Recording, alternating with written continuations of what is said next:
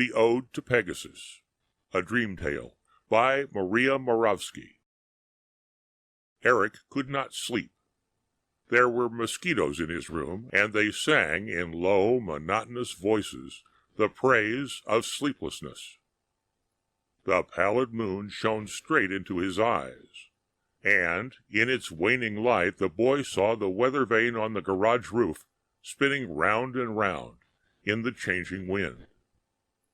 The weather vane represented a horse with wings, because before the advent of automobiles, the garage used to be a stable. A famous family of horse lovers kept their racehorses there. It had been long ago, Eric was told, maybe 50 years, maybe more. Eric was still of an age where 50 years and eternity are practically the same length. The old weather vane, silvered by the moon, looked ancient to him, as ancient as was the horse Pegasus of which he had recently learned in school. A wonderful horse. The wind grew strong, its direction still undefined, his head dizzier and dizzier as the silver horse spun faster. Soon the buzzing of the mosquitoes grew faint, but another disturbing sound startled him. It was the whinnying of a horse. Nobody kept a horse on that modern street, in the up-to-date suburb where Eric's foster parents owned their ultra-modern house. Even the milkmen would come shattering the early hours of the morning with the rattling automobile truck. Eric looked curiously down the deserted street, milky white in the misty dawn. It seemed empty. Then some irresistible feeling of ill-directed curiosity made him look upward. The moon was so pale now that it resembled a piece of melting ice. The gray roof of the distant ex-stable could not be discerned in the milky mist. Only the weather vane shone brightly, the top of its metallic wings reflecting the unseen sunrise. The rounds it made now seemed wider and wider. It was as if the horse detached itself from its tether of steel wire. It was growing larger and larger.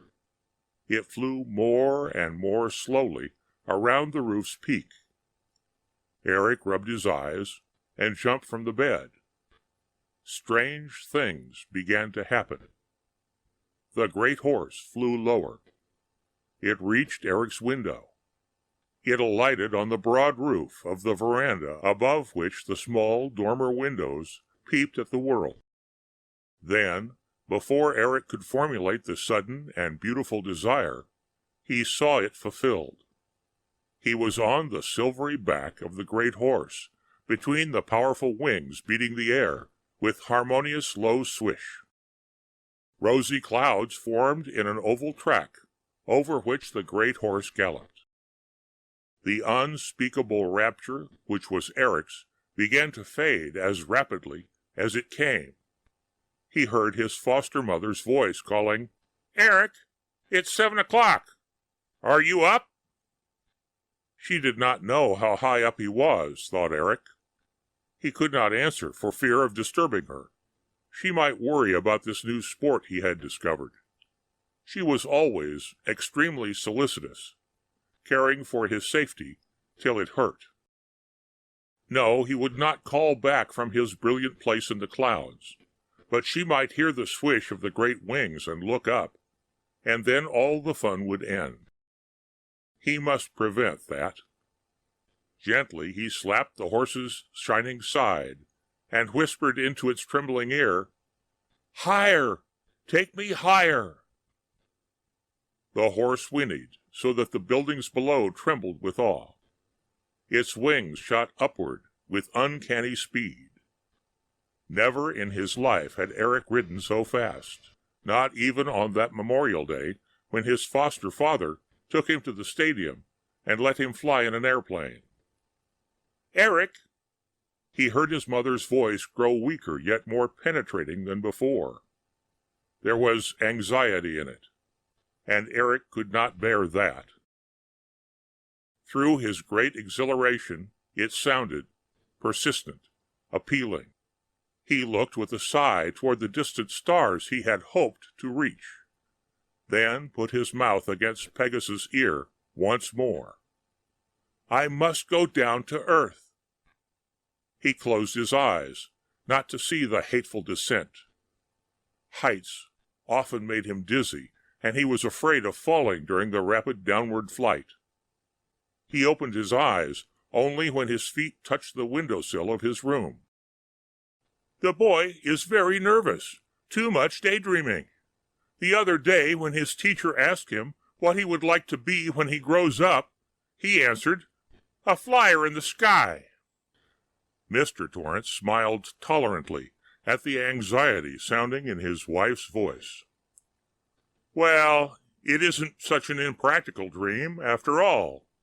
Many level-headed men become pilots nowadays. In fact, one has to be very level-headed to make a success of it.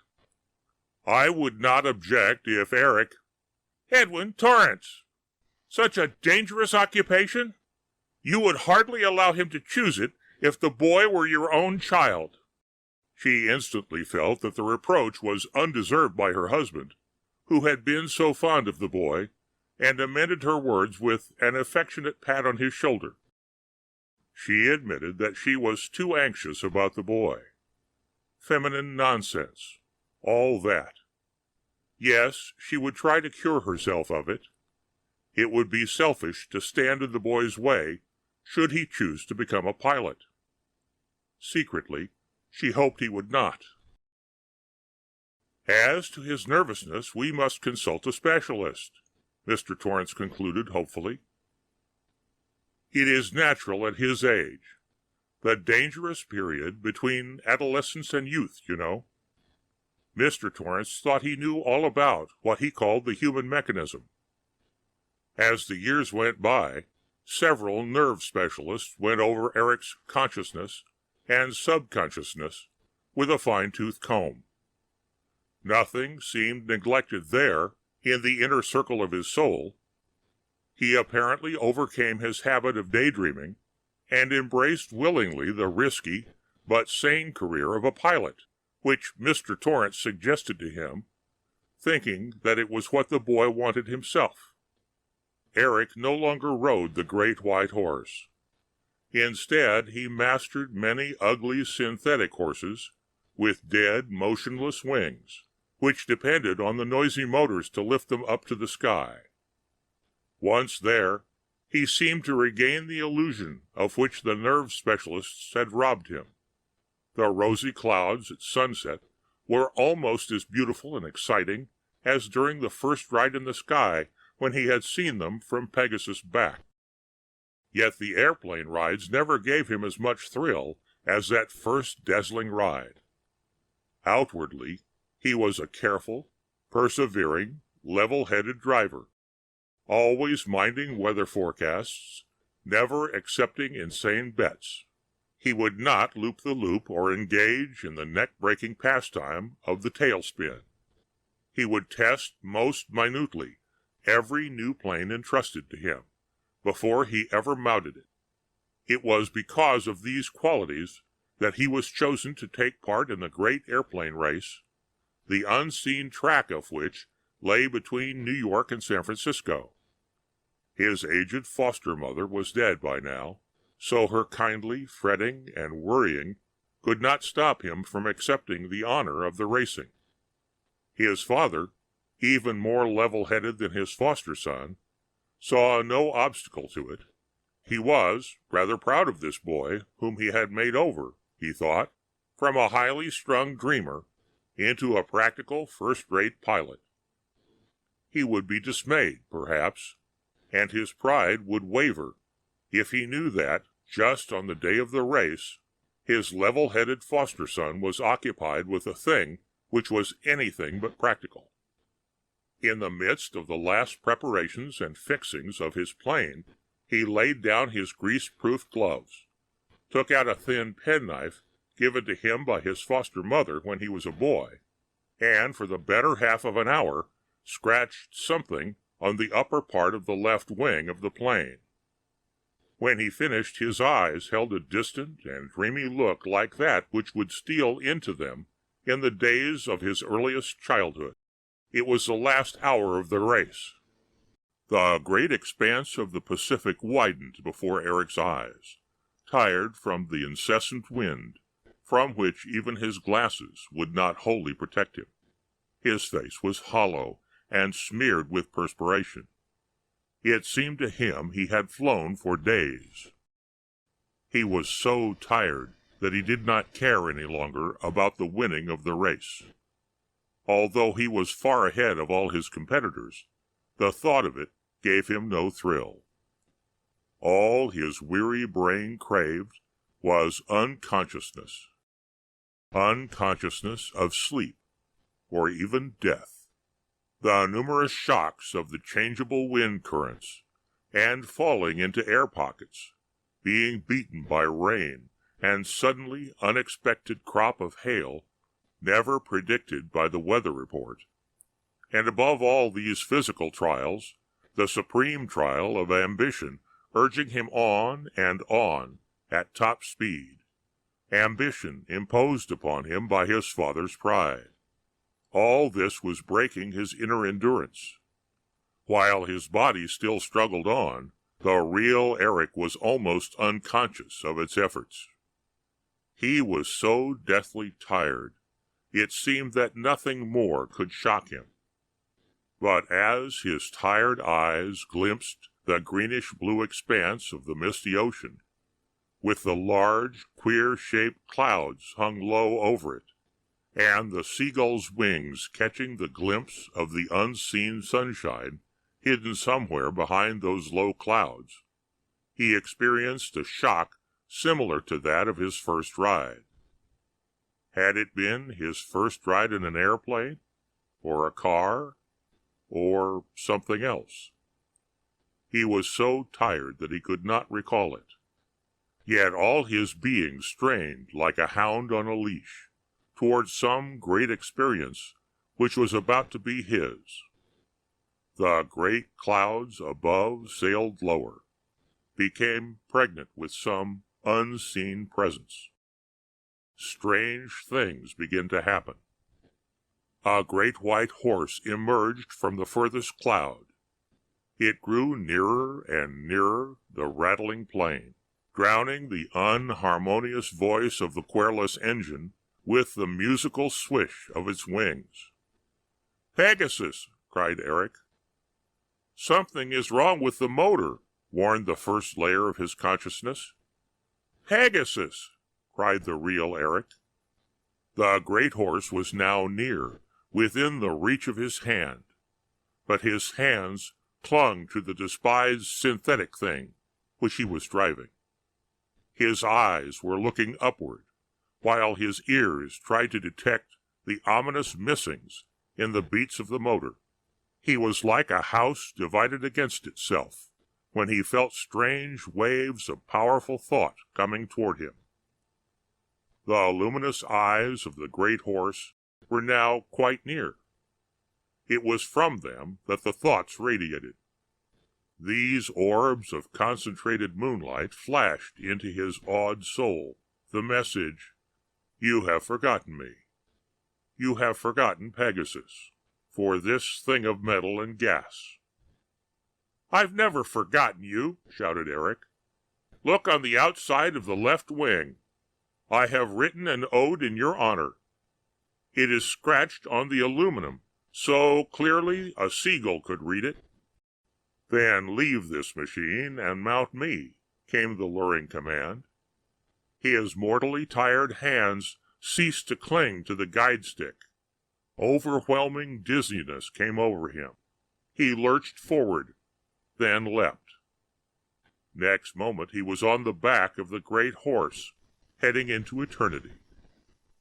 The mangled thing they found among the steaming wreck of the winning airplane was not Eric. It was only his body, worn to death by the tiresome realities of life. The Shadows on the Wall by Mary E. Wilkins Freeman. "Henry had words with Edward in the study the night before Edward died," said Caroline Glynn. She spoke not with acrimony, but with grave severity. Rebecca Ann Glynn gasped by way of assent. She sat in a wide flounce of black silk in the corner of the sofa, and rolled terrified eyes from her sister Caroline to her sister Mrs. Stephen Brigham, who had been Emma Glynn, the one beauty of the family. The latter was beautiful still, with a large, splendid, full-blown beauty. She filled a great rocking-chair with her superb bulk of femininity, and swayed gently back and forth, her black silks whispering and her black frills fluttering. Even the shock of death, for her brother Edward lay dead in the house, could not disturb her outward serenity of demeanor. But even her expression of masterly placidity changed before her sister Caroline's announcement, and her sister Rebecca Ann's gasp of terror and distress in response. "I think Henry might have controlled his temper when poor Edward was so near his end," she said with an asperity which disturbed slightly the roseate curves of her beautiful mouth. "Of course he did not know," murmured Rebecca Ann in a faint tone. "Of course he did not know it," said Caroline quickly. She turned on her sister with a strange, sharp look of suspicion. Then she shrank, as if from the other's possible answer. Rebecca gasped again. The married sister, Mrs. Emma Brigham, was now sitting up straight in her chair. She had ceased rocking, and was eyeing them both intently, with a sudden accentuation of family likeness in her face. "What do you mean?" said she impartially to them both. Then she, too, seemed to shrink before a possible answer. She even laughed an evasive sort of laugh. "Nobody means anything," said Caroline firmly. She rose and crossed the room toward the door with grim decisiveness. "Where are you going?" asked Mrs. Brigham. "I have something to see to," replied Caroline, and the others at once knew by her tone that she had some solemn and sad duty to perform in the chamber of death. "Oh," said Mrs. Brigham. After the door had closed behind Caroline, she turned to Rebecca. "Did Henry have many words with him?" she asked. "They were talking very loud," replied Rebecca evasively. Mrs. Brigham looked at her. She had not resumed rocking. She still sat up straight, with a slight knitting of intensity on her fair forehead, between the pretty rippling curves of her auburn hair. "Did you ever hear anything?" she asked in a low voice with a glance toward the door. "I was just across the hall in the south parlor, and that door was open and this door ajar," replied Rebecca with a slight flush. "Then you must have—" "I couldn't help it." "Everything?" "Most of it." "What was it?" "The old story. I suppose Henry was mad, as he always was, because Edward was living on here for nothing, when he had wasted all the money father left him." Rebecca nodded, with a fearful glance at the door. When Emma spoke again, her voice was still more hushed. "I know how he felt," said she. "It must have looked to him as if Edward was living at his expense, but he wasn't. No, he wasn't. And Edward had a right here, according to the terms of father's will, and Henry ought to have remembered it. Yes, he ought." "Did he say hard things?" "Pretty hard, from what I heard." "What?" "I heard him tell Edward that he had no business here at all, and he thought he had better go away." "What did Edward say?" "That he would stay here as long as he lived, and afterward too, if he was a mind to, and he would like to see Henry get him out, and then—" "What?" "Then he laughed." "What did Henry say?" I didn't hear him say anything, but—" "But what?" "I saw him when he came out of this room." "He looked mad?" "You've seen him when he looked so." Emma nodded. The expression of horror on her face had deepened. "Do you remember that time he killed the cat because she had scratched him?" "Yes, don't!" Then Caroline re-entered the room. She went up to the stove, in which a wood fire was burning. It was a cold, gloomy day of fall, and she warmed her hands, which were reddened from recent washing in cold water. Mrs. Brigham looked at her and hesitated. She glanced at the door, which was still ajar. It did not easily shut, being still swollen with the damp weather of the summer. She rose and pushed it together with a sharp thud which jarred the house. Rebecca started painfully with a half exclamation. Caroline looked at her disapprovingly. "It is time you controlled your nerves, Rebecca," she said. Mrs. Brigham, returning from the closed door, said imperiously that it ought to be fixed. It shut so hard. "It will shrink enough after we have had the fire a few days," replied Caroline. "I think Henry ought to be ashamed of himself for talking as he did to Edward," said Mrs. Brigham abruptly, but in an almost inaudible voice. "Hush!" said Caroline, with a glance of actual fear at the closed door. "Nobody can hear with the door shut. I say again, I think Henry ought to be ashamed of himself. I shouldn't think he'd ever get over it. Having words with poor Edward the very night before he died. Edward was enough sight better disposition than Henry, with all his faults. I never heard him speak a cross word. Unless he spoke cross to Henry that last night. I don't know but he did, from what Rebecca overheard. Not so much cross, a sort of soft and sweet, and aggravating," sniffed Rebecca. "What do you really think ailed Edward?" asked Emma, in hardly more than a whisper. She did not look at her sister. "I know you said that he had terrible pains in his stomach, and had spasms, but what do you think made him have them?" "Henry called it gastric trouble. You know Edward has always had dyspepsia." Mrs. Brigham hesitated a moment. "Was there any talk of an examination?" said she. Then Caroline turned on her fiercely. "No!" said she in a terrible voice. "No!" The three sisters' souls seemed to meet on one common ground of terrified understanding through their eyes. The old-fashioned latch of the door was heard to rattle, and a push from without made the door shake ineffectually. "It's Henry," Rebecca sighed rather than whispered. Mrs. Brigham settled herself, after a noiseless rush across the floor, into her rocking-chair again, and was swaying back and forth, with her head comfortably leaning back, when the door at last yielded and Henry Glynn entered. He cast a covertly sharp, comprehensive glance at Mrs. Brigham with her elaborate calm, at Rebecca quietly huddled in the corner of the sofa with a handkerchief to her face, and only one small uncovered reddened ear as attentive as a dog's, and at Caroline sitting with a strained composure in her armchair by the stove. She met his eyes quite firmly with a look of inscrutable fear, and defiance of the fear and of him. Henry Glynn looked more like this sister than the others.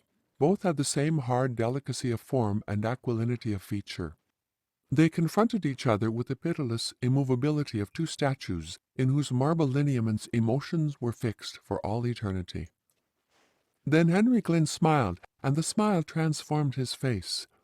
He looked suddenly years younger, and an almost boyish recklessness appeared in his face. He flung himself into a chair with a gesture which was bewildering from its incongruity with his general appearance.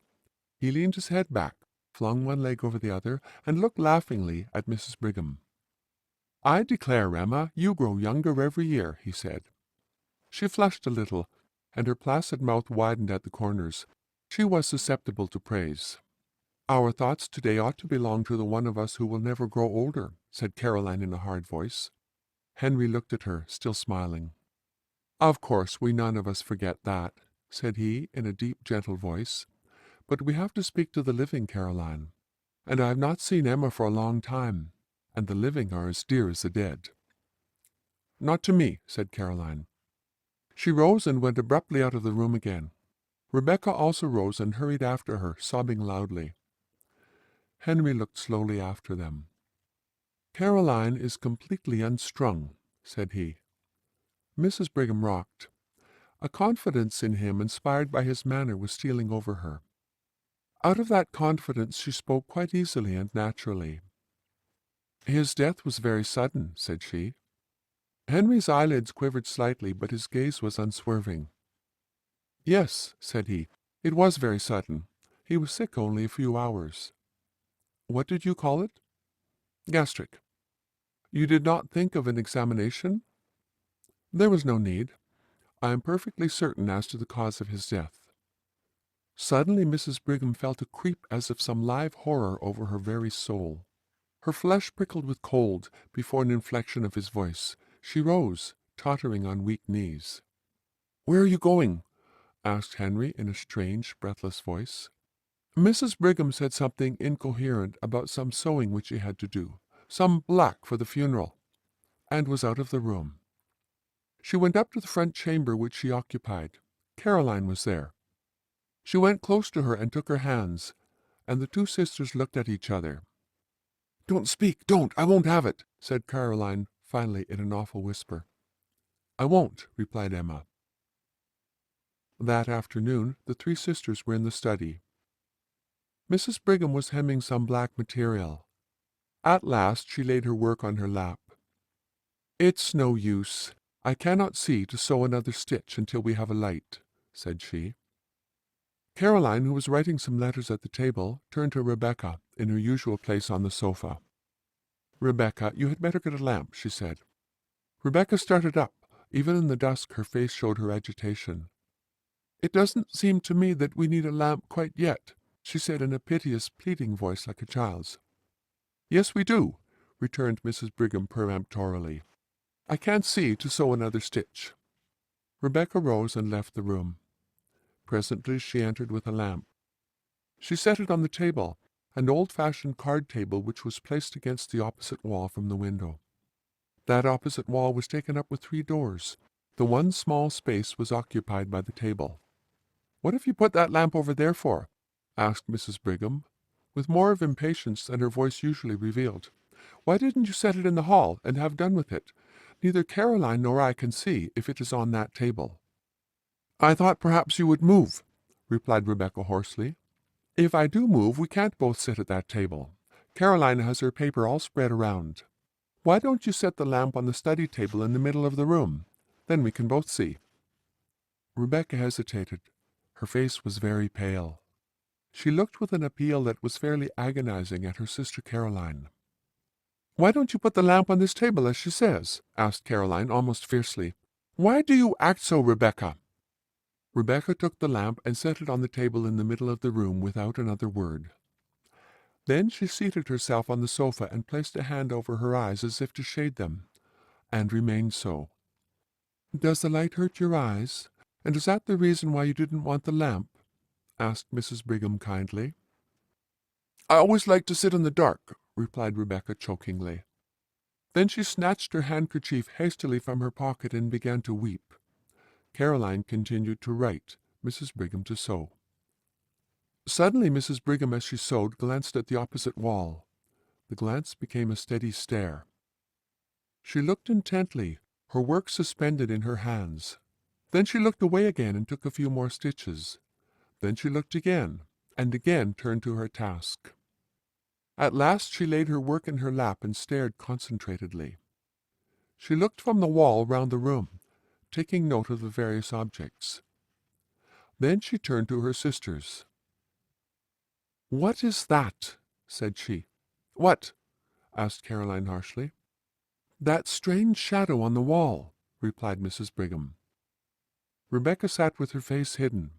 Caroline dipped her pen in the inkstand. "Why don't you turn around and look?" asked Mrs. Brigham in a wondering and somewhat aggrieved way. "I am in a hurry to finish this letter," replied Caroline shortly. Mrs. Brigham rose, her work slipping to the floor, and began walking round the room, moving various articles of furniture, with her eyes on the shadow. Then suddenly she shrieked out, "Look at this awful shadow! What is it? Caroline, look, look! Rebecca, look! What is it?" All Mrs. Brigham's triumphant placidity was gone. Her handsome face was livid with horror.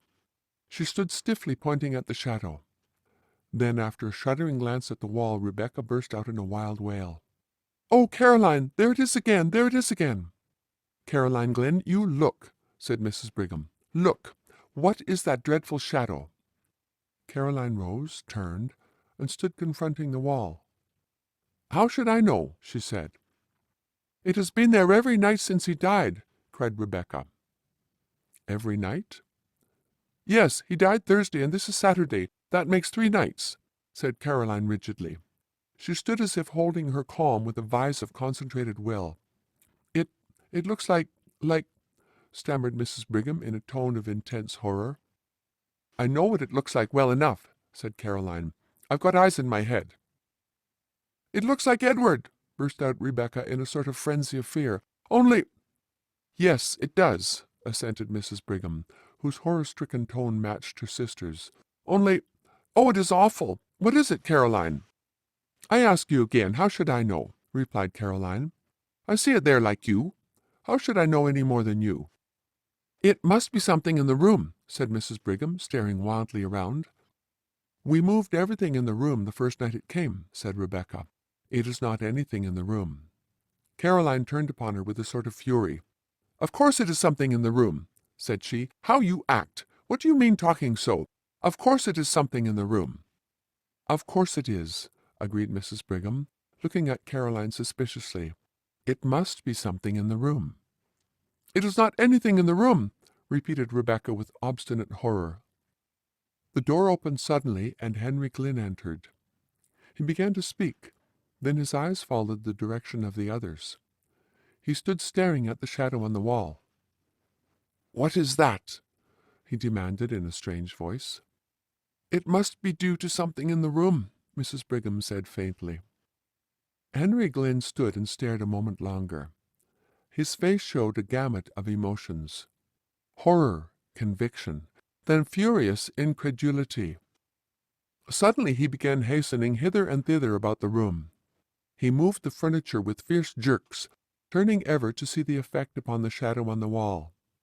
Not a line of its terrible outlines wavered. "It must be something in the room," he declared in a voice which seemed to snap like a lash. His face changed. The inmost secrecy of his nature seemed evident upon his face, until one almost lost sight of his lineaments. Rebecca stood close to her sofa, regarding him with woeful, fascinated eyes. Mrs. Brigham clutched Caroline's hand. They both stood in a corner out of his way. For a few moments he raged about the room like a caged wild animal. He moved every piece of furniture. When the moving of a piece did not affect the shadow, he flung it to the floor. Then suddenly he desisted. He laughed. "What an absurdity," he said easily. "Such a to-do about a shadow." "That's so," assented Mrs. Brigham, in a scared voice which she tried to make natural. As she spoke, she lifted a chair near her. "I think you have broken the chair that Edward was fond of," said Caroline. Terror and wrath were struggling for expression on her face. Her mouth was set, her eyes shrinking. Henry lifted the chair with a show of anxiety. "Just as good as ever," he said pleasantly. He laughed again, looking at his sisters. "Did I scare you?" he said. "I should think you might be used to me by this time. You know my way of wanting to leap to the bottom of a mystery, and that shadow does look queer, like, and I thought if there was any way of accounting for it, I would like to without any delay." "You don't seem to have succeeded," remarked Caroline dryly, with a slight glance at the wall. Henry's eyes followed hers, and he quivered perceptibly. "Oh, there is no accounting for shadows," he said, and he laughed again. "A man is a fool to try to account for shadows." Then the supper bell rang, and they all left the room. But Henry kept his back to the wall, as did indeed the others. Henry led the way with an alert motion like a boy. Rebecca brought up the rear. She could scarcely walk, her knees trembled so. "I can't sit in that room again this evening," she whispered to Caroline after supper. "Very well, we will sit in the south room," replied Caroline. "I think we will sit in the south parlor," she said aloud. "It isn't as damp as the study, and I have a cold." So they all sat in the south room with their sewing. Henry read the newspaper, his chair drawn close to the lamp on the table. About 9 o'clock he rose abruptly and crossed the hall to the study. The three sisters looked at one another. Mrs. Brigham rose, folded her rustling skirts compactly round her, and began tiptoeing toward the door. "What are you going to do?" inquired Rebecca agitatedly. "I am going to see what he is about," replied Mrs. Brigham cautiously. As she spoke, she pointed to the study door across the hall. It was ajar. Henry had striven to pull it together behind him, but it had somehow swollen beyond the limit with curious speed. It was still ajar, and a streak of light showed from top to bottom. Mrs. Brigham folded her skirts so tightly that her bulk with its swelling curves was revealed in a black silk sheath, and she went with a slow toddle across the hall to the study door. She stood there, her eye at the crack. In the south room, Rebecca stopped sewing and sat watching with dilated eyes. Caroline sewed steadily. What Mrs. Brigham, standing at the crack in the study door, saw was this. Henry Glynn, evidently reasoning that the source of the strange shadow must be between the table on which the lamp stood and the wall, was making systematic passes and thrusts with an old sword which had belonged to his father all over and through the intervening space. Not an inch was left unpierced. He seemed to have divided the space into mathematical sections. He brandished the sword with a sort of cold fury and calculation. The blade gave out flashes of light. The shadow remained unmoved. Mrs. Brigham, watching, felt herself cold with horror. Finally Henry ceased, and stood with the sword in hand, and raised as if to strike, surveying the shadow on the wall threateningly. Mrs. Brigham toddled back across the hall and shut the south room door behind her before she related what she had seen. "He looked like a demon," she said again. "Have you got any of that old wine in the house, Caroline? I don't feel as if I could stand much more." "Yes, there's plenty," said Caroline. "You can have some when you go to bed." "I think we had all better take some," said Mrs. Brigham. "Oh, Caroline, what—" "Don't ask, don't speak," said Caroline. "No, I'm not going to," replied Mrs. Brigham, "but—" Soon the three sisters went to their chambers, and the south parlor was deserted. Caroline called to Henry in the study to put out the light before he came upstairs. They had been gone about an hour when he came into the room, bringing the lamp which had stood in the study. He set it on the table and waited a few minutes, pacing up and down. His face was terrible. His fair complexion showed livid, and his blue eyes seemed dark blanks of awful reflections. Then he took up the lamp and returned to the library. He set the lamp on the center table, and the shadow sprang out on the wall. Again he studied the furniture and moved it about, but deliberately, with none of his former frenzy. Nothing affected the shadow. Then he returned to the south room with the lamp and again waited. Again he returned to the study and placed the lamp on the table, and the shadow sprang out upon the wall. It was midnight before he went upstairs. Mrs. Brigham and the other sisters, who could not sleep, heard him.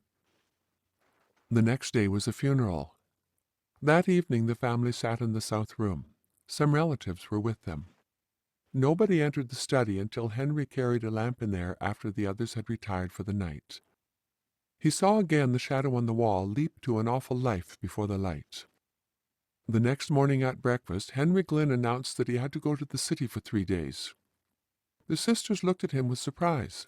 He very seldom left home, and just now his practice had been neglected on account of Edward's death. "How can you leave your patients now?" asked Mrs. Brigham wonderingly. "I don't know how to, but there is no other way," replied Henry easily. "I have had a telegram from Dr. Mitford." "Consultation?" inquired Mrs. Brigham. "I have business," replied Henry. Dr. Mitford was an old classmate of his who lived in a neighboring city, and who occasionally called upon him in the case of a consultation. After he had gone, Mrs. Brigham said to Caroline that after all, Henry had not said that he was going to consult with Dr. Mitford, and she thought it very strange. "Everything is very strange," said Rebecca with a shudder. "What do you mean?" inquired Caroline. "Nothing," replied Rebecca. Nobody entered the study that day, nor the next. The third day Henry was expected home, but he did not arrive, and the last train from the city had come. "I call it pretty queer work," said Mrs. Brigham. "The idea of a doctor leaving his patients at such a time as this, and the idea of a consultation lasting 3 days. There is no sense in it, and now he has not come. I don't understand it for my part." "I don't either," said Rebecca. They were all in the south parlor. There was no light in the study. The door was ajar. Presently Mrs. Brigham rose. She could not have told why. Something seemed to impel her, some will outside her own. She went out of the room, again wrapping her rustling skirts round that she might pass noiselessly, and began pushing at the swollen door of the study. "She has not got any lamp," said Rebecca in a shaking voice. Caroline, who was writing letters, rose again, took the only remaining lamp in the room, and followed her sister. Rebecca had risen, but she stood trembling, not venturing to follow. The doorbell rang, but the others did not hear it. It was on the south door on the other side of the house from the study. Rebecca, after hesitating until the bell rang the second time, went to the door. She remembered that the servant was out. Caroline and her sister Emma entered the study. Caroline set the lamp on the table. They looked at the wall, and there were two shadows. The sisters stood clutching each other, staring at the awful things on the wall. Then Rebecca came in, staggering, with a telegram in her hand. "Here is a telegram," she gasped. "Henry is dead." The Grave by Orville R. Emerson. The end of the story was first brought to my attention when Fromwiller returned from his trip to Mount Carmel with a very strange tale indeed, and one extremely hard to believe. But I believed it enough to go back to the Mount with From to see if we could discover anything more. And after digging for a while at the place where From's story began, we made our way into an old dugout that had been caved in, or at least where all the entrances had been filled with dirt, and there we found written on German correspondence paper a terrible story. We found the story on Christmas Day 1918 while making the trip in the Colonel's machine from Watteau in Flanders, where our regiment was stationed. Of course, you have heard of Mount Carmel in Flanders. More than once it figured in newspaper reports as it changed hands during some of the fiercest fighting of the war. And when the Germans were finally driven from this point of vantage in October 1918, a retreat was started which did not end until it became a race to see who could get into Germany first. The advance was so fast that the victorious British and French forces had no time to bury their dead, and terrible as it may seem to those who have not seen it, in December of that year one could see the rotting corpses of the unburied dead scattered here and there over the top of Mount Carmel. It was a place of ghostly sights and sickening odors, and it was there that we found this tale. With the chaplain's help, we translated the story which follows. For 2 weeks I have been buried alive. For 2 weeks I have not seen daylight nor heard the sound of another person's voice. Unless I can find something to do besides this everlasting digging, I shall go mad. So I shall write. As long as my candles last, I will pass part of the time each day in setting down on paper my experiences. Not that I need to do this in order to remember them. God knows that when I get out, the first thing I shall do will be to try to forget them. But if I should not get out, I am an Oberleutnant in the Imperial German Army. 2 weeks ago my regiment was holding Mount Carmel in Flanders. We were surrounded on 3 sides and subjected to a terrific artillery fire, but on account of the commanding position we were ordered to hold the mount to the last man. Our engineers, however, had made things very comfortable. Numerous deep dugouts had been constructed, and in them we were comparatively safe from shell fire. Many of these had been connected by passageways, so that there was a regular little underground city, and the majority of the garrison never left the protection of the dugouts. But even under these circumstances, our casualties were heavy. Lookouts had to be maintained above ground, and once in a while a direct hit by one of the huge railway guns would even destroy some of the dugouts. A little over 2 weeks ago, I can't be sure, because I have lost track of the exact number of days, the usual shelling was increased 100-fold. With about 20 others, I was sleeping in one of the shallower dugouts. The tremendous increase in shelling awakened me with a start, and my first impulse was to go at once into a deeper dugout which was connected to the one I was in by an underground passageway. It was a smaller dugout, built a few feet lower than the one I was in. It had been used as a sort of a storeroom, and no one was supposed to sleep there. But it seemed safer to me, and alone I crept into it. 1,000 times since I have wished I had taken another man with me, but my chances for doing it were soon gone. I had hardly entered the smaller dugout when there was a tremendous explosion behind me. The ground shook as if a mine had exploded below us. Whether that was indeed the case, or whether some extra-large caliber explosive shell had struck the dugout behind me, I never knew. After the shock of the explosion had passed, I went back to the passageway. When about halfway along it, I found the timbers above had fallen, allowing the earth to settle, and my way was effectually blocked. So I returned to the dugout and waited alone through several hours of terrific shelling. The only other entrance to the dugout I was in was the main entrance from the trench above, and all those who had been above ground had gone into dugouts long before this. So I could not expect anyone to enter while the shelling continued, and when it ceased there would surely be an attack.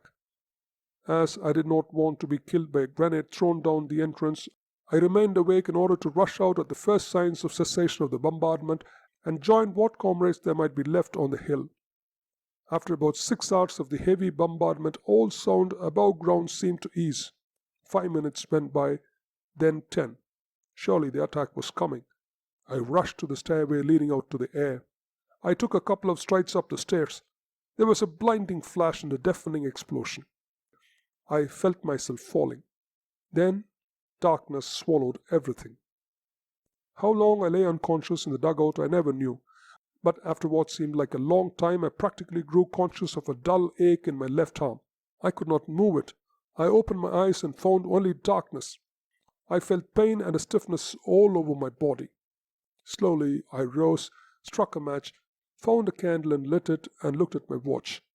It had stopped. I did not know how long I had remained there unconscious. All noise of bombardment had ceased. I stood and listened for some time, but could hear no sound of any kind. My gaze fell on the stairway entrance. I started in alarm. The end of the dugout where the entrance was half filled with dirt. I went out and looked closer. The entrance was completely filled with dirt at the bottom, and no light of any kind could be seen from above. I went to the passageway to the other dugout, although I remembered it had caved in. I examined the fallen timbers closely. Between two of them I could feel a slight movement of air. Here was an opening to the outside world. I tried to move the timbers as well as I could with one arm, only to precipitate a small avalanche of dirt which filled the crack. Quickly I dug at the dirt until again I could feel the movement of air. This might be the only place where I could obtain fresh air. I was convinced that it would take some little work to open up either of the passageways, and I began to feel hungry. Luckily there was a good supply of canned foods and hard bread, for the officers had kept their rations stored in this dugout. I also found a keg of water and about a dozen bottles of wine, which I discovered to be very good. After I had relieved my appetite and finished one of the bottles of wine, I felt sleepy, and although my left arm pained me considerably, I soon dropped off to sleep. The time I have allowed myself for writing is up, so I will stop for today. After I have performed my daily task of digging tomorrow, I shall again write. Already my mind feels easier. Surely help will come soon. At any rate, within 2 more weeks I shall have liberated myself. Already I am halfway up the stairs, and my ration will last that long. I have divided them so they will.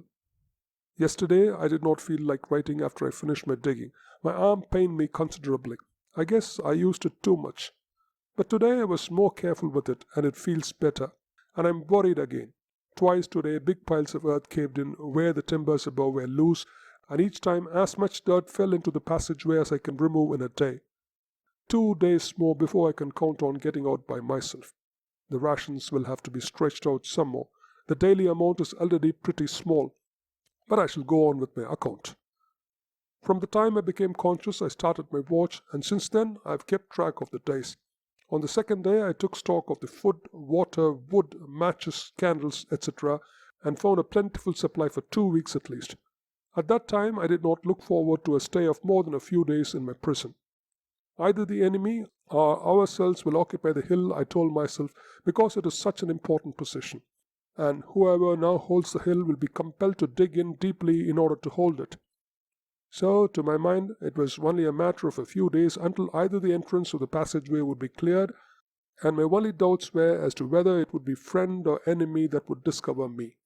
My arm felt better, although I could not use it much, and so I spent the day in reading an old newspaper which I found among the food supplies, and in waiting for help to come. What a fool I was! If I had only worked from the start, I would be just that many days nearer deliverance. On the third day I was annoyed by water which began dripping from the roof and seeping in at the sides of the dugout. I cursed that muddy water then, as I have often cursed such dugout nuisances before, but it may be that I shall yet bless that water, and it shall save my life. But it certainly made things uncomfortable. So I spent the day in moving my bunk, food and water supplies, candles, etc., up into the passageway. For a space of about 10 feet it was unobstructed, and being slightly higher than the dugout was drier and more comfortable. Besides, the air was much better here, as I had found that practically all my supply of fresh air came in through the crack between the timbers, and I thought maybe the rats wouldn't bother me so much at night. Again I spent the balance of the day simply in waiting for help. It was not until well into the fourth day that I really began to feel uneasy. It suddenly became impressed on my consciousness that I had not heard the sound of a gun or felt the earth shake from the force of a concussion since the fatal shell that had filled the entrance. What was the meaning of the silence? Why did I hear no sounds of fighting? It was as still as a grave. What a horrible death to die, buried alive. A panic of fear swept over me, but my will and reason reasserted itself. In time, I should be able to dig myself out by my own efforts. It should take time, but it could be done. So, although I could not use my left arm as yet, I spent the rest of that day and all of the 2 following days in digging dirt from the entrance and carrying it back into the far corner of the dugout. On the 7th day after regaining consciousness, I was tired and stiff from my unwanted exertions of the 3 previous days. I could see by this time that it was a matter of weeks, 2 or 3 at least, before I could hope to liberate myself. I might be rescued by an earlier date, but without outside aid, it would take probably 3 more weeks of labor before I could dig my way out. Already dirt had caved in from the top where the timbers had sprung apart, and I could repair the damage of the roof of the stairway only by a crude way with one arm. But my left arm was much better. With a day's rest, I would be able to use it pretty well. Besides, I must conserve my energy. So I spent the 7th day in rest and prayer for my speedy release from a living grave. I also reapportioned my food on the basis of 3 more weeks. It made the daily portions pretty small, especially as the digging was strenuous work. There was a large supply of candles, so that I had plenty of light for any work, but the supply of water bothered me. Almost half of the small keg was gone in the first week. I decided to drink only once a day. The following 6 days were all days of feverish labor, light eating, and even lighter drinking. But despite all my efforts, only a quarter of the keg was left at the end of 2 weeks, and the horror of the situation grew on me. My imagination would not be quiet. I would picture to myself the agonies to come when I would have even less food and water than at present. My mind would run on and on to death by starvation, to the finding of my emaciated body by those who would eventually open up the dugout, even to their attempts to reconstruct the story of my end. And adding to my physical discomfort were the swarming vermin infesting the dugout and my person. A month had gone by since I had had a bath, and I could not now spare a drop of water even to wash my face. The rats had become so bold that I had to leave a candle burning all night in order to protect myself in my sleep. Partly to relieve my mind, I started to write this tale of my experiences. It did act as a relief at first, but now, as I read it over, the growing terror of this awful place grips me. I would cease writing, but some impulse urges me to write each day. 3 weeks have passed since I was buried in this living tomb. Today I drank the last drop of water in the keg. There is a pool of stagnant water on the dugout floor, dirty, slimy, and alive with vermin, always standing there, fed by drippings from the roof. As yet, I cannot bring myself to touch it. Today I divided up my food supply for another week.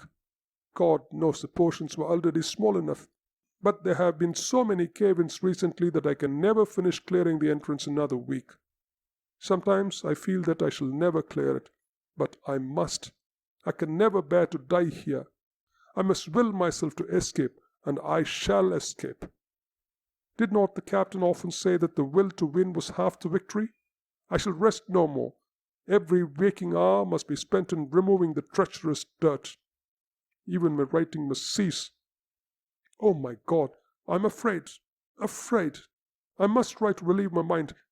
Last night I went to sleep at 9 by my watch. At 12 I woke to find myself in the dark, frantically digging with my bare hands at the hard sides of the dugout. After some trouble I found a candle and lit it. The whole dugout was upset. My food supplies were lying in the mud. The box of candles had been spilled.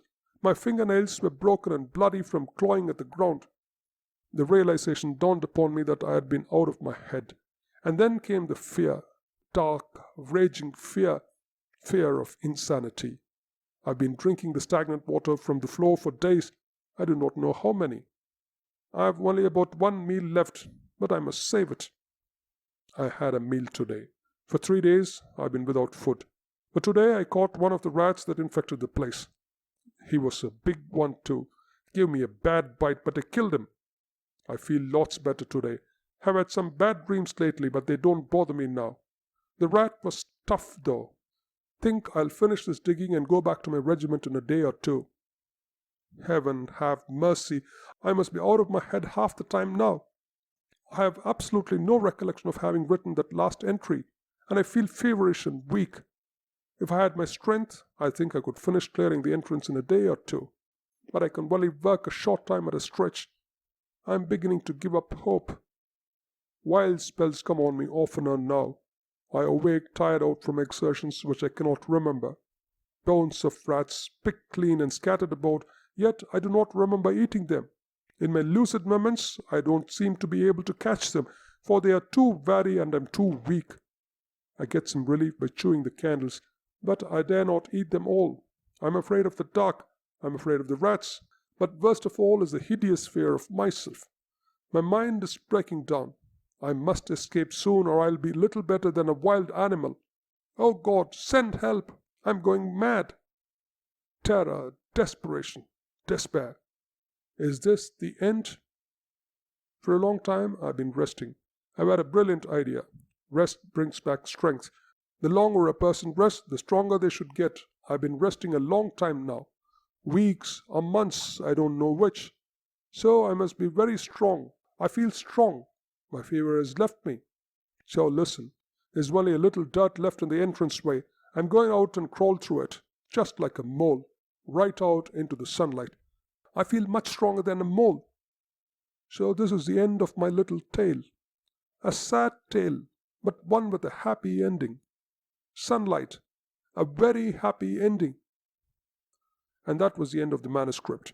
There only remains to tell Fromweller's tale. At first I didn't believe it, but now I do.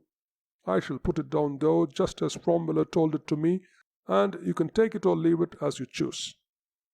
Soon after, we were billeted at Watteau, said Fromweller. I decided to go out and see Mount Kemmel. I had heard that things were rather gruesome out there, but I was really not prepared for the conditions that I found. I had seen unburied dead around rulers and in the Argonne, but it had been almost 2 months since the fighting on Mount Kemmel, and there were still many unburied dead. But there was another thing that I had never seen, and that was the buried living. As I came up the highest point of the mount, I was attracted by a movement of loose dirt on the edge of a huge shell hole.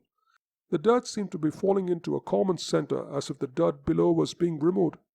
As I watched, suddenly I was horrified to see a long, skinny human arm emerge from the ground.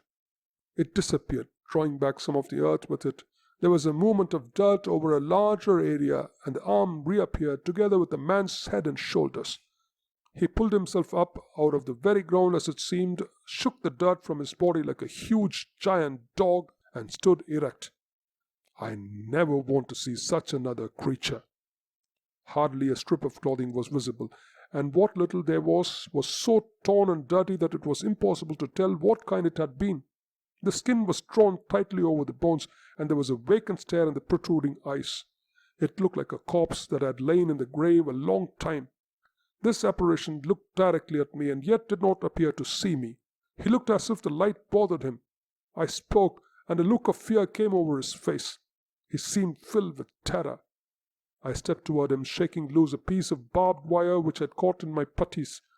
Quick as a flash, he turned and started to run from me. For a second I was too astonished to move. Then I started to follow him. In a straight line he ran, looking neither to the right or left. Directly ahead of him was a deep and wide trench. He was running straight toward it. Suddenly it dawned on me that he did not see it. I called out, but it seemed to terrify him all the more, and with one last lunge he stepped into the trench and fell. I heard his body strike the other side of the trench and fell with a splash into the water at the bottom. I followed and looked down into the trench. There he lay with his head bent back in such a position that I was sure his neck was broken. He was half in and half out of the water, and as I looked at him, I could scarcely believe what I had seen. Surely he looked as if he had been dead as long as some of the other corpses scattered over the hillside. I turned and left him as he was. Buried while living, I left him unburied when dead. The Haunted Orchard by Richard Le Gallienne. Spring was once more in the world. As she sang to herself in the faraway woodlands, her voice reached even the ears of the city. weary with the long winter. Daffodils flowered at the entrances to the subway. Furniture-removing vans blocked the side streets. Children clustered like blossoms on the doorsteps. The open cars were running, and the cry of the cash-flow man was once more heard in the land. Yes, it was the spring, and the city dreamed wistfully of lilacs and the dewy piping of birds in gnarled old apple trees, of dogwood lighting up with sudden silver the thickening woods, of water plants unfolding their glossy scrolls in pools of morning freshness. On Sunday mornings, the outbound trains were thronged with eager pilgrims hastening out of the city to behold once more the ancient marvel of the spring. And on Sunday evenings, the railway termini were aflower with banners of blossom from rifled woodland and orchard, carried in the hands of the returning pilgrims, whose eyes still shone with the spring magic, in whose ears still sang the fairy music. And as I beheld these signs of the vernal equinox, I knew that I, too, must follow the music, forsake a while the beautiful siren we call the city, and in the green silences meet once more my sweetheart, solitude. As the train drew out of the Grand Central, I hummed to myself, "I've a neater, sweeter maiden in a greener, cleaner land."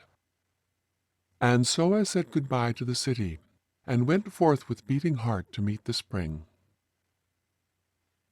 I had been told of an almost forgotten corner on the south coast of Connecticut, where the spring and I could live in an inviolate loneliness, a place uninhabited save by birds and blossoms, woods and thick grass, and an occasional silent farmer, and pervaded by the breath and shimmer of the sound. Nor had rumor lied, for when the train set me down at my destination, I stepped out into the most wonderful green hush, a leafy Sabbath silence through which the very train, as it went farther on its way, seemed to steal as noiselessly as possible for fear of breaking the spell. After a winter in the town, to be dropped thus suddenly into the intense quiet of the countryside makes an almost ghostly impression upon one, as of an enchanted silence, a silence that listens and watches but never speaks, finger on lip. There is a spectral quality about everything upon which the eye falls. The woods, like great green clouds, the wayside flowers, the still farmhouses half lost in orchard bloom, all seem to exist in a dream. Everything is so still, everything so supernaturally green. Nothing moves or talks, except the gentle susurrus of the spring wind swaying the young buds high up in the quiet sky, or a bird now and again, or a little brook singing softly to itself among the crowding rushes. Though from the houses one notes here and there are evidently human inhabitants of this green silence, none are to be seen. I have often wondered where the country folk hide themselves, as I have walked hour after hour past farm and croft and lonely dooryards, and never caught sight of a human face. If you should want to ask the way, a farmer is as shy as a squirrel, and if you knock at a farmhouse door, all is as silent as a rabbit warren. As I walked along in the enchanted stillness, I came at length to a quaint old farmhouse, old colonial in its architecture, embowered in white lilacs, and surrounded by an orchard of ancient apple trees which cast a rich shade on the deep spring grass. The orchard had the impressiveness of those old religious groves, dedicated to the strange worship of sylvan gods, gods to be found now only in Horace or Catullus, and in the hearts of young poets to whom the beautiful antique Latin is still dear.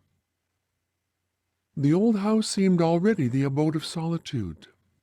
As I lifted the latch of the white gate and walked across the forgotten grass, and up onto the veranda already festooned with wisteria, and looked into the window, I saw Solitude sitting by an old piano, on which no composer later than Bach had ever been played.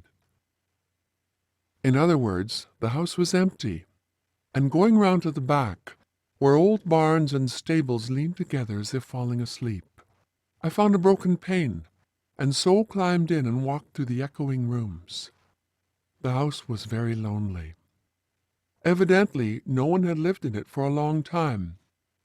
Yet it was all ready for some occupant, for whom it seemed to be waiting.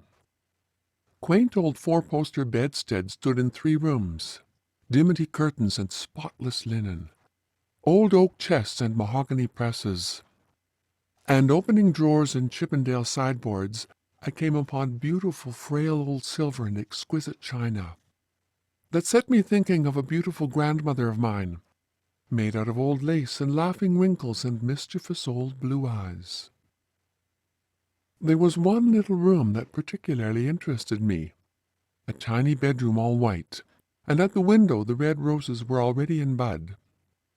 But what caught my eye with peculiar sympathy was a small bookcase, in which were some 20 or 30 volumes, wearing the same forgotten expression, forgotten and yet cared for, which lay like a kind of memorial charm upon everything in the old house. Yes, everything seemed forgotten, and yet everything, curiously, even religiously, remembered. I took out book after book from the shelves.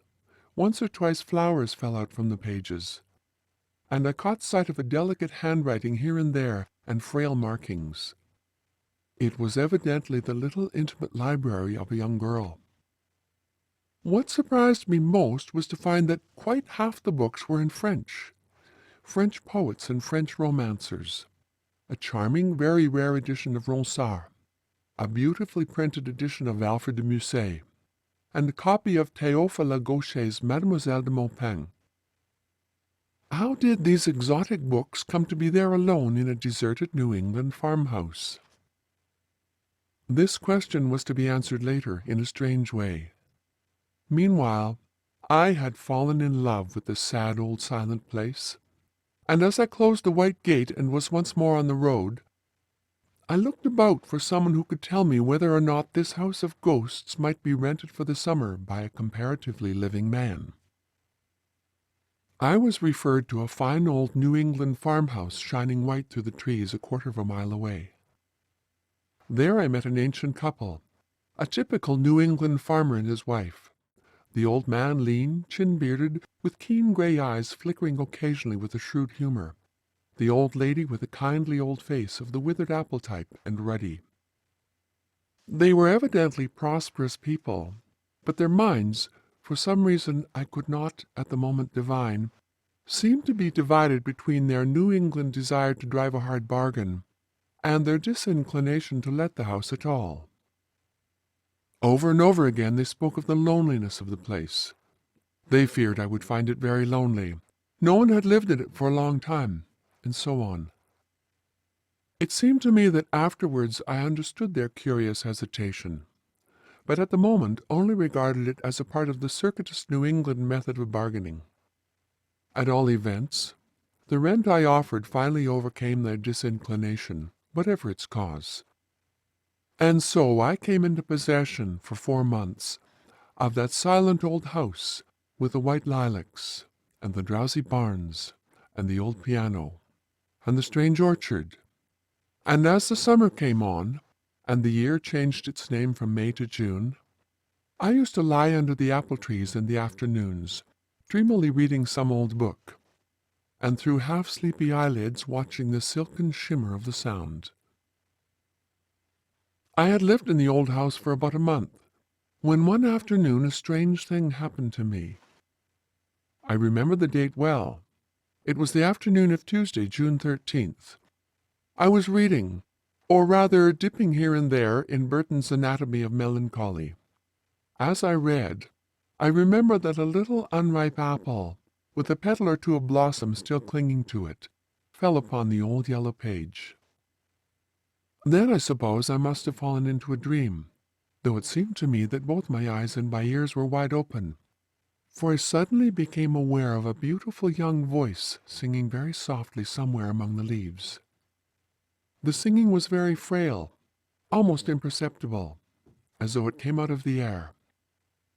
It came and went fitfully, like the elusive fragrance of sweetbriar, as though a girl was walking to and fro, dreamily humming to herself in the still afternoon. yet there was no one to be seen.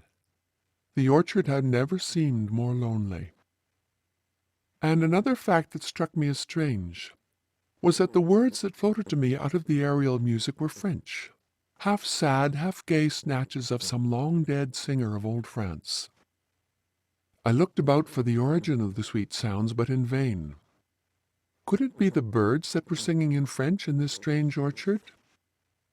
Presently the voice seemed to come quite close to me, so near that it might have been the voice of a dryad singing to me out of the tree against which I was leaning. And this time I distinctly caught the words of the sad little song. Chante, ô Seigneur, chante, toi qui as le cœur gai, tu as le cœur à rire, moi je l'ai à pleurer. But though the voice was at my shoulder, I could see no one. And then the singing stopped with what sounded like a sob. And a moment or two later I seemed to hear a sound of sobbing far down the orchard. Then there followed silence, and I was left to ponder on the strange occurrence. Naturally, I decided that it was just a daydream between sleeping and waking over the pages of an old book. Yet when next day and the day after the invisible singer was in the orchard again, I could not be satisfied with such mere matter-of-fact explanation. "Ah, la clara fontana," went the voice to and fro through the thick orchard boughs. "M'en allant promener, j'ai trouvé l'eau si belle que je m'y suis baigné. Lui a longtemps que je t'aime, jamais je ne t'oublierai." It was certainly uncanny to hear that voice going to and fro the orchard, there somewhere amid the bright sun-dazzled boughs, yet not a human creature to be seen, not another house even within half a mile. The most materialistic mind could hardly but conclude that here was something not dreamed of in our philosophy. It seemed to me that the only reasonable explanation was the entirely irrational one, that my orchard was haunted by some beautiful young spirit, with some sorrow of lost joy that would not let her sleep quietly in her grave. And next day I had a curious confirmation of my theory. Once more I was lying under my favorite apple tree, half reading and half watching the sound, lulled into a dream by the whir of insects and the spices called up from the earth by the hot sun. As I bent over the page, I suddenly had the startling impression that someone was leaning over my shoulder and reading with me, and that a girl's long hair was falling over me down onto the page. The book was a Ronsard I had found in the little bedroom. I turned, but again there was nothing there. Yet this time I knew that I had not been dreaming, and I cried out, "Poor child, tell me of your grief, that I may help your sorrowing heart to rest." But of course there was no answer. Yet that night I dreamed a strange dream. I thought I was in the orchard again in the afternoon, and once again heard the strange singing. But this time, as I looked up, the singer was no longer invisible. Coming toward me was a young girl with wonderful blue eyes filled with tears and gold hair that fell to her waist. She wore a straight white robe that might have been a shroud or a bridal dress. She appeared not to see me, though she came directly to the tree where I was sitting. And there she knelt and buried her face in the grass and sobbed as if her heart would break. Her long hair fell over her like a mantle, and in my dream I stroked it pityingly and murmured words of comfort for a sorrow I did not understand. Then I woke suddenly as one does from dreams. The moon was shining brightly into the room. Rising from my bed, I looked out into the orchard. It was almost as bright as day. I could plainly see the tree of which I had been dreaming, and then a fantastic notion possessed me. Slipping on my clothes, I went out into one of the old barns and found a spade. Then I went to the tree where I had seen the girl weeping in my dream and dug down at its foot. I had dug little more than a foot when my spade struck upon some hard substance, and in a few more moments I had uncovered and exhumed a small box, which on examination proved to be one of those pretty old-fashioned Chippendale work-boxes used by our grandmothers to keep their thimbles and needles in, their reels of cotton and skeins of silk. After smoothing down the little grave in which I had found it, I carried the box into the house, and under the lamplight examined its contents. Then at once I understood why that sad young spirit went to and fro the orchard singing those little French songs. For the treasure trove I had found under the apple tree, the buried treasure of an unquiet, suffering soul, proved to be a number of love letters written mostly in French in a very picturesque hand. Letters, too, written but some 5 or 6 years before. Perhaps I should not have read them. Yet I read them with such reverence for the beautiful, impassioned love that animated them, and literally made them smell sweet and blossom in the dust, that I felt I had the sanction of the dead to make myself the confidant of their story. Among the letters were little songs, 2 of which I had heard the strange young voice singing in the orchard. And of course there were many withered flowers and such like remembrances of bygone rapture. Not that night could I make out all the story, though it was not difficult to define its essential tragedy. And later on a gossip in the neighborhood and a headstone in the churchyard told me the rest. The unquiet young soul that had sung so wistfully to and fro the orchard was my landlord's daughter.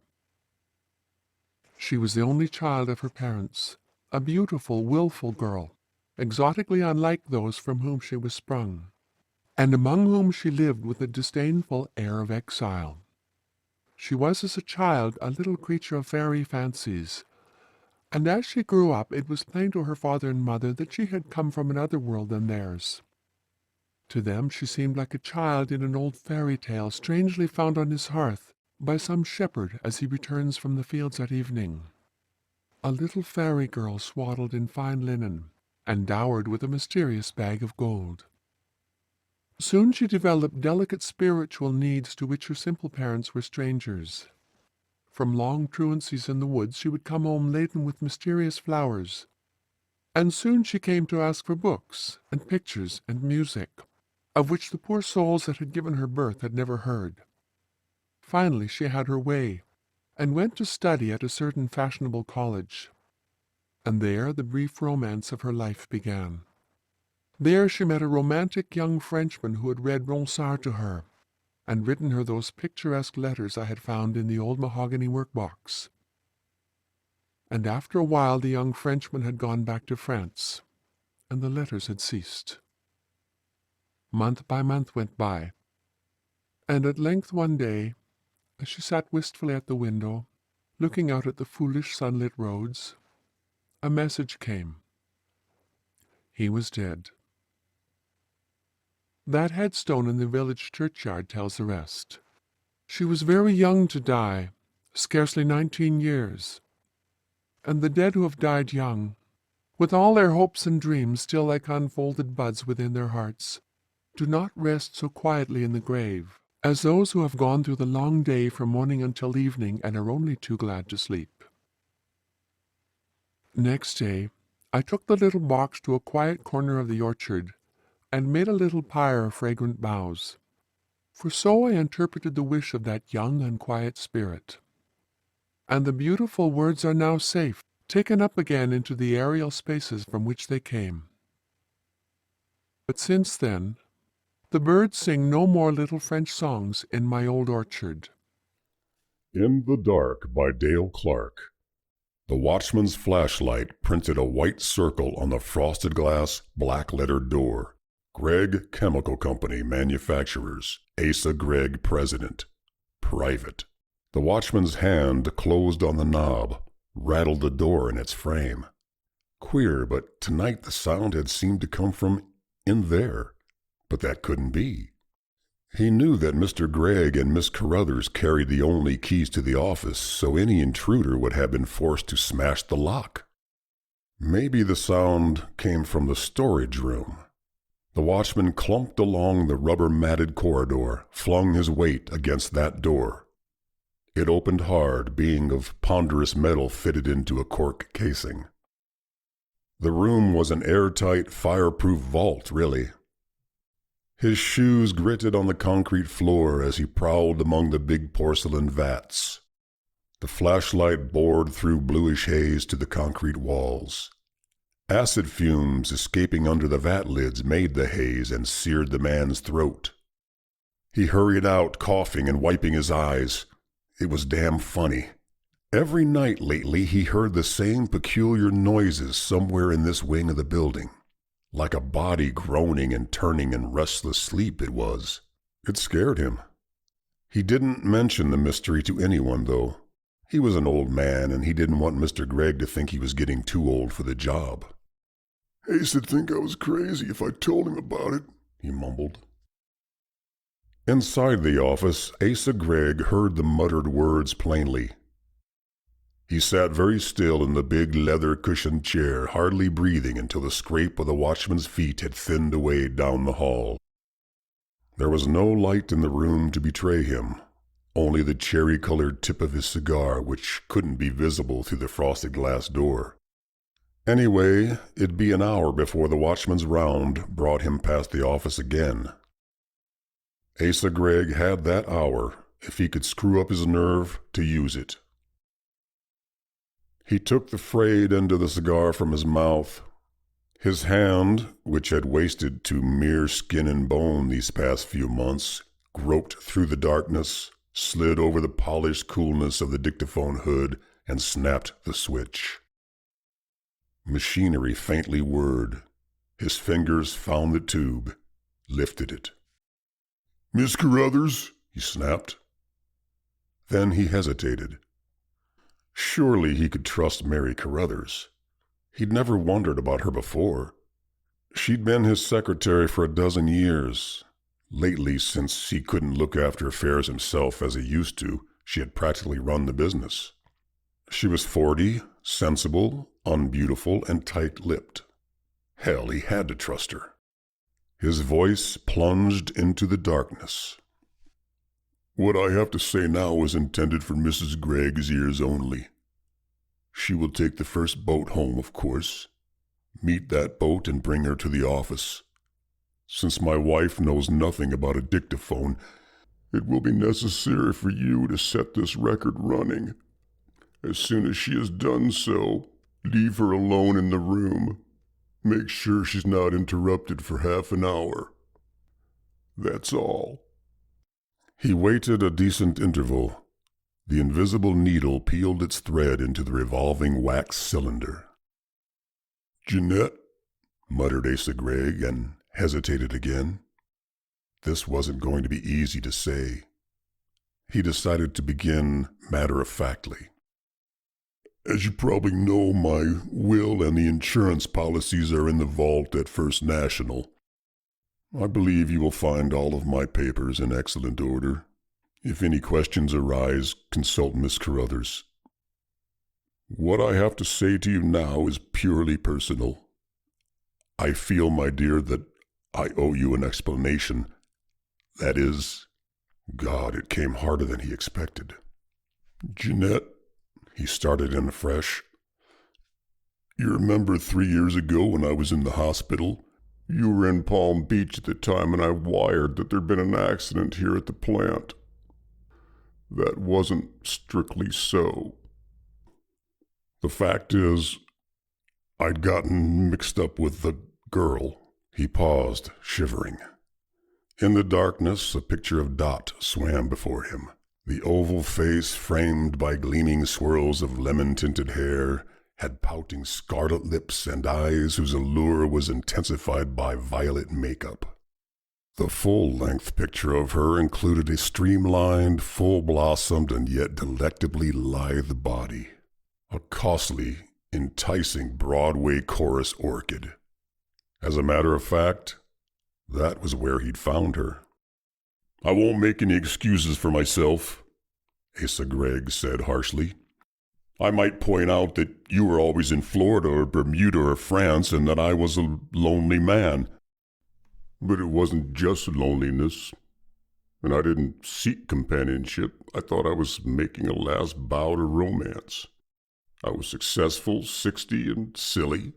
And I did all the damn fool things. I even wrote letters to her. Popsy-wopsy letters. The dictaphone couldn't record the grimace that jerked his lips. She saved them, of course, and by she put a price on them. $10,000. Dot claimed one of those filthy tabloids had offered her that much for him, and what was a poor working girl to do? She lied. I knew that. I told her to bring the letters to the office after business hours, and I'd take care of her. I took care of her, all right. I shot her, Jeanette. He mopped his face with a handkerchief that was already damp. Not on account of the money, you understand. It was the thing she said after she had tucked the bills into her purse. Vile things about the way she had earned it 10 times over by enduring my beastly kisses. I'd really loved that girl, and I thought she'd cared for me a little. It was her hate that maddened me, and I got the gun out of my desk drawer. Asa Gregg reached through the darkness for the switch. He fumbled for the bottle which stood on the desk. His hand trembled, spilling some of the liquor onto his lap. He drank from the bottle. This part of the story he'd skip. It was too horrible even to think about. He didn't want to remember how the blood pooled inside Dot's fur coat, and how he'd managed to carry the body out of the office without leaking any of her blood onto the floor. He tried to forget the musky sweetness of the perfume on the dead girl, mingled with that other evil blood smell. Especially he didn't want to remember the frightful time he'd had stripping the gold rings from her fingers and the one gold tooth in her head. The horror of it coiled in the blackness about him. His own teeth rattled against the bottle when he gulped the second drink. He snapped the switch savagely, but when he spoke, his voice cringed into the tube. I carried her into the storage room. I got the lid off of one of the acid tanks. The vat contained an acid powerful enough to destroy anything except gold. In fact, the vat itself had to be lined with gold leaf. I knew that in 24 hours there wouldn't be a recognizable body left, and in a week there wouldn't be anything at all. No matter what the police suspected, they couldn't prove a murder charge without a corpus delicti. I had committed the perfect crime. Except for one thing. I didn't realize there'd be a splash when she went into the vat. Gregg laughed, not pleasantly. His wife might think it'd been a sob when she heard his record. Now you understand why I went to the hospital, he jerked. Possibly you'd call that poetic justice. Oh, God. His voice broke. Again he thumbed off the switch and mopped his face with the damp linen. The rest, how could he explain the rest of it? He spent a long minute arranging his thoughts. You haven't any idea, he resumed. No one has any idea of how I've been punished for the thing I did. I don't mean the sheer physical agony, but the fear that I'd talk coming out of the ether at the hospital, the fear that she'd been traced to my office. I'd simply hidden her rings away, expecting to drop them into the river, or that she might have confided in her lover. Yes, she had one. Or suppose a whopping big order came through and that tank was empty the very next day, and I couldn't ask any questions. I didn't even know what was in the papers. However, that part of it gradually cleared up. I quizzed Miss Carruthers and I learned that an unidentified female body had been fished out of the East River a few days after Dot disappeared. That's how the police solved the case. I got rid of her rings. I ordered the vat left alone. The other thing began about 6 months ago. A spasm contorted his face. His fingers ached their grip into the dictaphone tube. Jeanette, you remember when I began to object to the radio, how I'd shout at you to turn it off in the middle of a program? You thought I was ill and worried about business.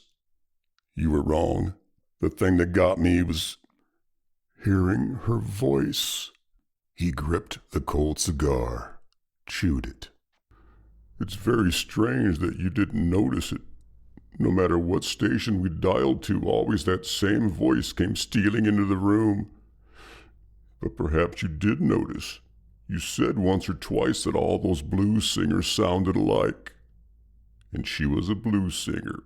It was she, all right, somewhere out in the ether reminding me. The next thing was, well, at first when I noticed it in the office, I thought Miss Carruthers had suddenly taken up with young ideas. You see, I kept smelling perfume. And he smelled it now. It was like a miasma in the dark. It isn't anything that Carruthers wears, he grated. It comes from, yes, the storage room. I realized that about a month ago, just after you sailed. One night I stayed late at the office, and I went in there. It seemed to be strongest around the vat, her vat, and I lifted the lid. The sweet, sticky musk smell hit me like a blow in the face. And that isn't all. Terror stalked in this room. Asa Gregg, crouched in his chair, felt the weight of fear on him like a submarine pressure. His cigar, pitched to his knees, dropped to the floor. You won't believe this, Jeanette. He hammered the words like nails into the darkness in front of him. You will say that it's impossible. I know that. It is impossible. It is a physiological absurdity. It contradicts the laws of natural science. But I saw something at the bottom of that vat. He groped for the bottle. His wife would hear a long gurgle and then a coughing gasp.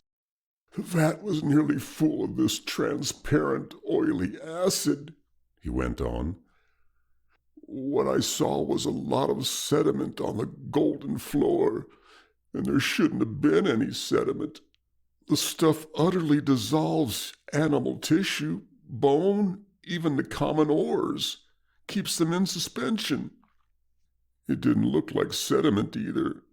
It looked like a heap of mold, grave mold.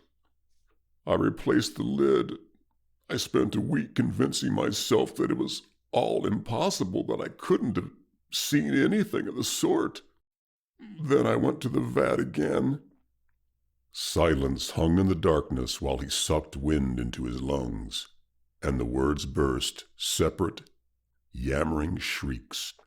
I looked night after night for hours at a time. I watched the change. Did you ever see a body decompose? Of course not, neither have I, but you must know in a general way what the process is. Well, this has been the exact opposite. First, I stared at the heap of grave mold as it shaped itself into bones, a skeleton. I watched the coming of hair, a yellow tangle of it sprouting from the bare, round skull until, oh God, flesh began making itself before my eyes. I couldn't bear any more. I stayed away. I didn't come to the office for 5 days. The tube slipped from his sweating, slick fingers. Panting, Asa fumbled in the dark until he found it. Exhaustion, not self-control, flattened his voice to a deadly monotone.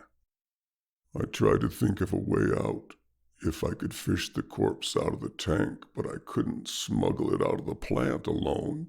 You know that, and so do I. Besides, what would be the use? If acid can't kill her, nothing can. That's why I can't have the lid cemented on. It wouldn't do any good either. Until 3 days ago, she hadn't the least color. Looked as white as a ghost in the vat. A naked ghost, because there's been no resurrection of her clothing. I've watched her limbs grow rosy. Her lips are scarlet. Her eyes are bright. They opened yesterday, and her breasts were rising and falling, and almost imperceptibly, but that was last night. And tonight, I swear it, her lips moved. She muttered my name. She turned. She'd been lying on her side, over onto her back. The record would be badly blurred. His hand shook violently, bobbled the tube against his lips. Greg braced his elbows against the desk. She isn't dead, he choked. she's only asleep. Not very soundly asleep. She's waking up. The invisible needle quivered as it traced several noises. There was his tortured breathing and the clawing of his fingernails rattling over the desk. The drawer clicked as it opened. The loud click was the cocking of the revolver. Soon she's gonna get out of that vat, Greg bleated. Jeanette, forgive me. God forgive me, but I will not. I cannot. I dare not stay to see her then. The sound of the shot brought the watchman stumbling along the corridor. He crashed against the office door. It banged open in a shower of falling frosted glass. The watchman's flashlight severed the darkness and printed its white circle on the face of Asa Gregg. He had fallen back into the chair, a blackish gout of blood running from the hole in his temple. He stared sightlessly into the light with his eyes that were two gnarls of shrunken brown flesh like knots in a pine board. Asa Gregg was blind, had been since that night 3 years past when the acid splashed.